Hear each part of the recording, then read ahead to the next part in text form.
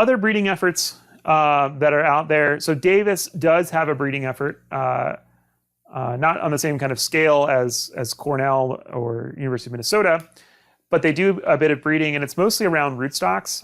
But there are some scions being bred there as well. This is Andy Walker is the breeder, and he bred these varieties that are resistant to a thing called Pierce's disease, or we call it PD for short.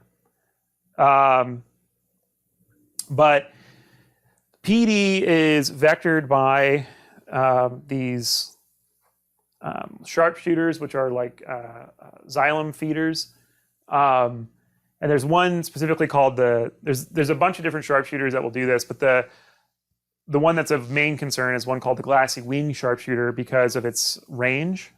So this Pierce's disease, it's been around for a while, but the Glassy wing sharpshooter came into California, I want to say like the 80s or 90s. I'm not entirely clear on the timeline, but 80s or 90s, it came in on, I believe, like citrus imports from Florida. And it goes much farther than these other sharpshooters. So the other sharpshooters will like hang around riparian zones, and they won't go all that far. So like if you have a vineyard right next to a riparian area, they'll go into your vineyard and they'll spread this disease, Pierce's disease.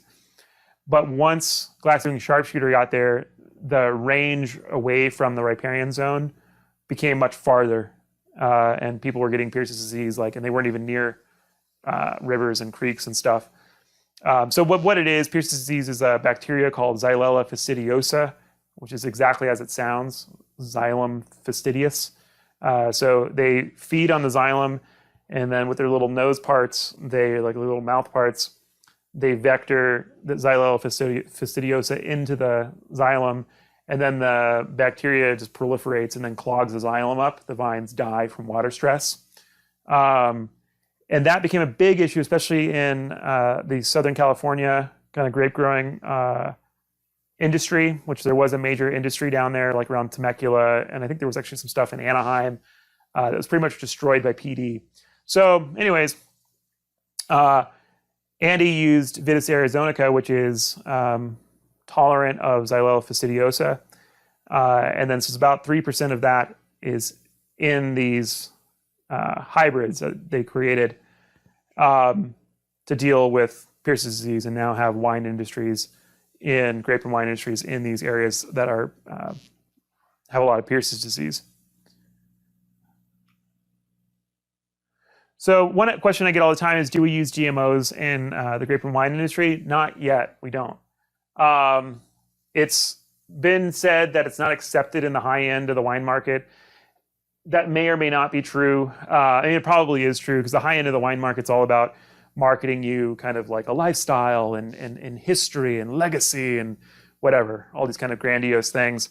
So maybe using something like GMOs in the high end of this industry is not going to be acceptable, probably not. But what about in the low end, right? I mean, I don't really see a problem in the low end.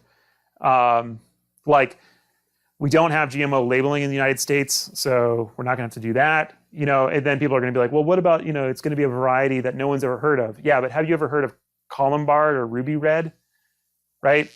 You've all drank Colombard and Ruby Red. You've never heard of it. So at the low end of this industry, like in the San Joaquin Valley, which is the Central Valley of California, which produces something like 85% of the wine in the United States, they use Colombard and Ruby Red in almost all their wines.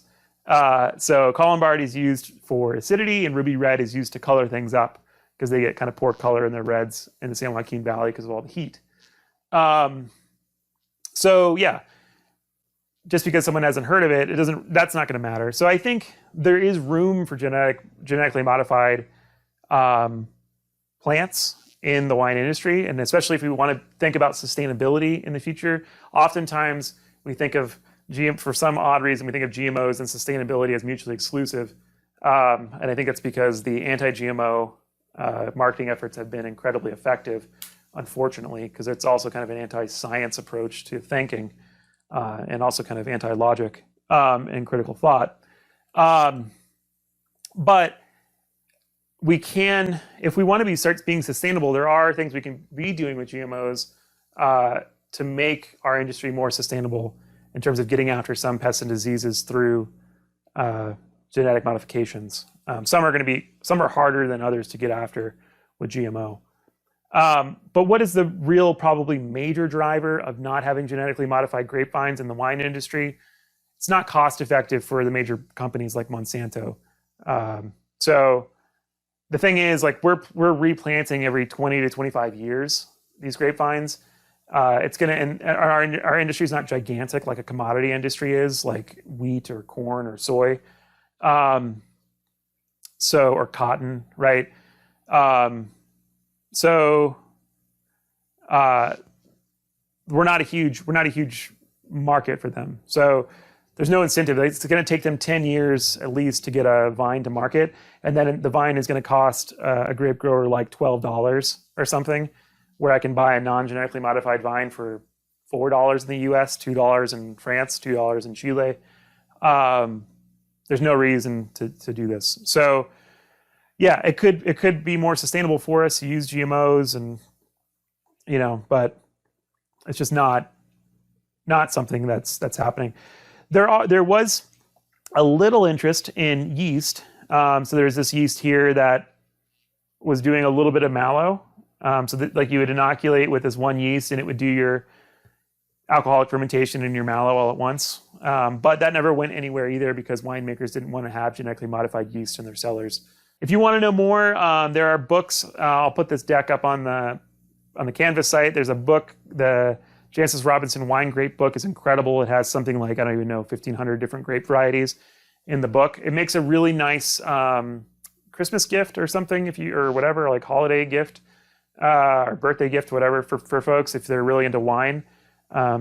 It's like really well put together, and you'll see it if you're into it and you think you want to buy some sort of wine-based present for somebody. Go have a look at it. It's very nice. And then if you want to look more about these disease-resistant varieties, here's a link to Andy, who's amazing. He's super sweet and just a really nice, very smart man, talking about the Pierce's disease-resistant varieties that he created at Davis. Cool. So that's the class for today. All righty. Have a good one. I'll see you on Thursday.